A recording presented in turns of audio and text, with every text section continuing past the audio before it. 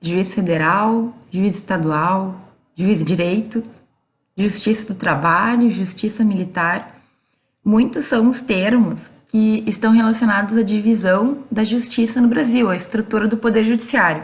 Hoje eu vou explicar rapidinho um pouco sobre isso.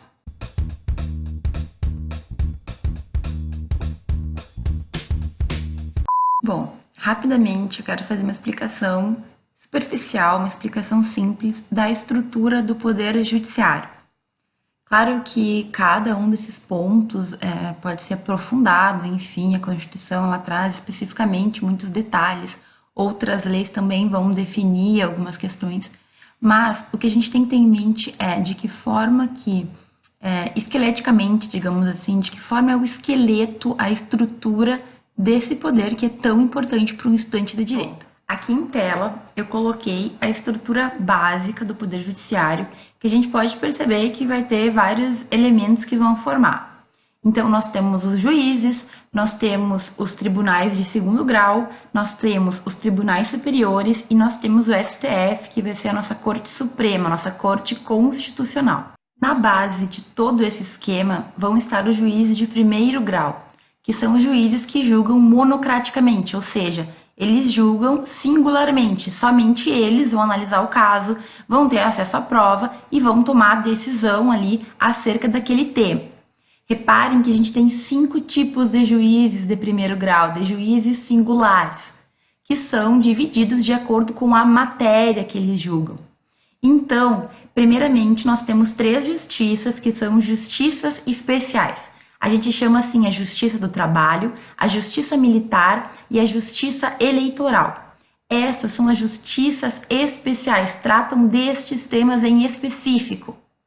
Quando não for nenhum desses temas, nós teremos então a Justiça Comum, que vai se dividir entre Justiça Comum Estadual e a Justiça Federal, que vai julgar então casos específicos. Na Constituição nós temos a previsão de qual é a competência, do que julga a Justiça Federal. Então, por exemplo, casos que a União esteja envolvida, casos em que as autarquias, enfim, especificamente crimes federais, certo? Esses casos estão pré-definidos na Constituição Federal. Eles são residuais, ou seja, não é eleitoral, não é militar e não é nada de direito do trabalho, mas eles também têm uma separação específica. Tudo que não for nem federal, nem militar, nem do trabalho, nem eleitoral, vai cair para a justiça comum. Então, grande parte do nosso direito, ele vai ser, digamos, processado na justiça estadual comum, como é, por exemplo, caso de família, direito civil comum, direito penal comum também. Então, a vara comum, a vara da justiça estadual é a que vai ter mais quantidade de conteúdos. O juiz da vara estadual, ele se chama juiz de direito, certo? E aí cada juiz tem a nomenclatura de acordo com a sua área específica.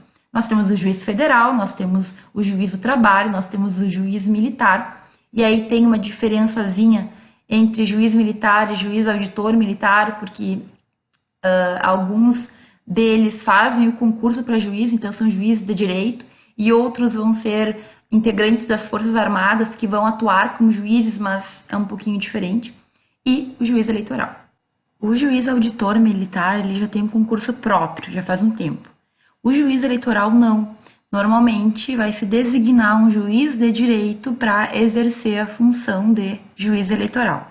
Esses juízes compõem o chamado primeiro grau de jurisdição, ou seja, são as primeiras pessoas, os primeiros membros do Poder Judiciário que vão entrar em contato com o processo, com a demanda, com a ação que a gente propor.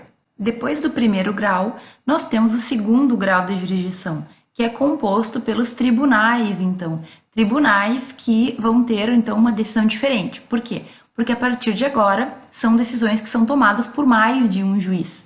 A gente vai falar em câmaras, em colegiados, a gente vai falar em, normalmente, 3 juízes que vão ter mais experiência e que vão revisar aquela decisão tomada no primeiro grau de jurisdição. Então, o segundo grau de jurisdição é basicamente o direito que eu tenho de ter o meu pedido revisto. Digamos assim que o juiz de primeiro grau entendeu que eu não tinha direito. Eu tenho um direito de recorrer, o direito de que seja revisado o meu pedido para então dizerem, né, se eu tenho ou não tenho razão.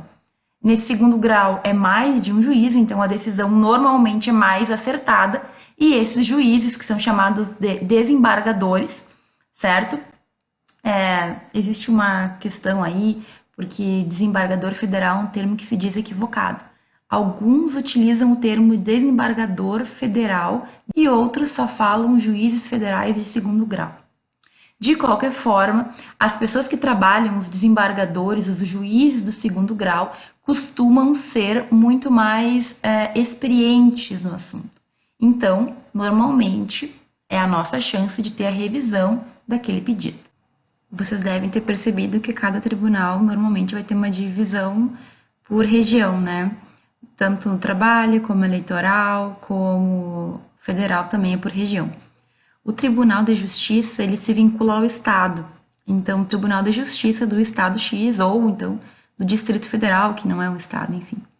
E o Tribunal Militar ele é diferente, porque só existem 3 tribunais militares até então no Brasil, que é em Minas, São Paulo e no Rio Grande do Sul. É uma justiça diferente, né? Uma justiça especial, que ainda vai crescer muito, eu imagino, mas por enquanto existem somente 3 tribunais vinculados ao Estado no âmbito militar. E depois do primeiro e do segundo grau de jurisdição, o que vem? Os tribunais superiores. Não existe terceiro grau de jurisdição. Esse é um termo muito equivocado. Por quê? Porque os tribunais superiores, eles não vão estar ali para revisar os pedidos das pessoas. Eles apenas vão analisar casos em que exista problemas com leis, certo? Com leis federais, com leis específicas daquela justiça que se está discutindo. Então vejam, não são cortes de revisão. Os tribunais superiores não vão se prestar a revisar meu pedido para ver se eu tenho direito ou não. Até o segundo grau de jurisdição nós temos isso. Acabou o segundo grau de jurisdição, já se trata de questões de direito. Então eu não vou discutir os meus fatos, eu não vou discutir o meu problema. Eu vou discutir a questão de uma lei ser aplicada ou não, mas não em razão do meu caso específico. Isso é bem complicado, temos que ter uma conversa, um aprofundamento, mas saibam por enquanto que não existe terceiro grau de revisão, não existe terceiro grau de jurisdição, eles não vão revisar os casos que até então foram julgados. E por fim está o nosso Supremo Tribunal Federal, a nossa Corte Máxima, aquela que vai ser a guardiã da Constituição Federal e que vai julgar temas que dizem respeito, então, à Constituição. Não adianta ir até o STF para discutir briga de vizinho, a princípio. Então, desde que existam questões constitucionais, poderá ir. Agora, se eu estiver tratando de qualquer direito que não se entenda como especificamente constitucional, ou seja, não há uma violação de uma norma constitucional, não vai poder ir para o STF. O STF, ele é o órgão máximo do Poder Judiciário. É ele que vai ditar as regras para todo mundo e para todas as matérias, de acordo com o que a Constituição Federal Brasileira, de 88, quer dizer. Então, é o intérprete da Constituição. Nosso STF é muito importante. Vou colocar aqui, bem grande, aqui no final, para vocês darem uma olhada, de novo, então, em como que está estruturado o nosso Poder Judiciário. E, é claro, esse conteúdo é um conteúdo que a gente tem que dar muita atenção, certo? Porque são muitos detalhes. Hoje aqui eu falei só de alguns pontos, só o básico do básico, eu trouxe a estrutura. A gente ainda vai conversar muito sobre isso, sobre algumas competências ou não, sobre alguns probleminhas ou não, e como é que isso tudo se divide. Como eu disse, esse tema ele dá muito pano para manga. Essa é a estrutura básica, certo? O básico do básico. É uma boa dica para quem está iniciando no direito, copiar numa folha de papel com a letra, tua própria letra, para lembrar disso, para ter essa estrutura em mente.